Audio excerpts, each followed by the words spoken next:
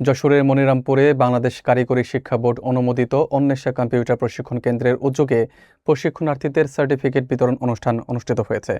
পৌরসভার আবাবিল টাওয়ারে অবস্থিত প্রশিক্ষণ কেন্দ্রের ক্লাসরুমে আয়োজিত এই অনুষ্ঠানে প্রধান অতিথিসহ গণ্যমান্য ব্যক্তিরা উপস্থিত ছিলেন। বক্তারা তথ্য প্রযুক্তির শিক্ষার গুরুত্ব তুলে ধরে প্রশিক্ষণার্থীদের দক্ষ মানব সম্পদ হিসেবে গড়ে ওঠার আহ্বান জানান। বিস্তারিত থাকছে মোহাম্মদ শাহজাহান শাকিলের প্রতিবেদনে। যশোরের মনিরামপুরে অন্বেষা কম্পিউটার প্রশিক্ষণ কেন্দ্রের উদ্যোগে 2025 সালের প্রশিক্ষণার্থীদের সার্টিফিকেট বিতরণ অনুষ্ঠান অনুষ্ঠিত হয়েছে। বৃহস্পতিবার সকাল 11টায় মনিরামপুর পৌরসভার আবাবিল টাওয়ারে অবস্থিত প্রশিক্ষণ কেন্দ্রের ক্লাসরুমে এই আয়োজন করা হয়।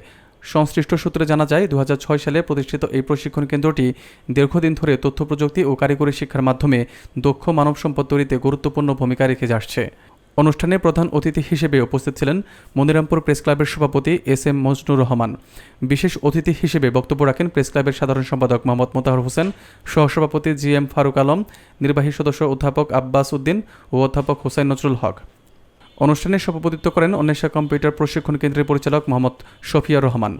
বক্তারা তাদের বক্তব্যে তথ্য প্রযুক্তির এই যুগে কম্পিউটার ও কারিগরি শিক্ষার গুরুত্ব তুলে ধরেন এবং প্রশিক্ষণার্থীদের অর্জিত জ্ঞান বাস্তব জীবনে কাজে লাগিয়ে আত্মকর্মসংস্থান ও দেশের উন্নয়নে ভূমিকা রাখার আহ্বান জানান। অনুষ্ঠান শেষে সফলভাবে কোর্স সম্পন্নকারী প্রশিক্ষণার্থীদের হাতে সার্টিফিকেট তুলে দেওয়া হয়। পাশাপাশি গোলাপ ফুল দিয়ে তাদের উজ্জ্বল ভবিষ্যৎ জীবনের জন্য শুভকামনা করা হয়।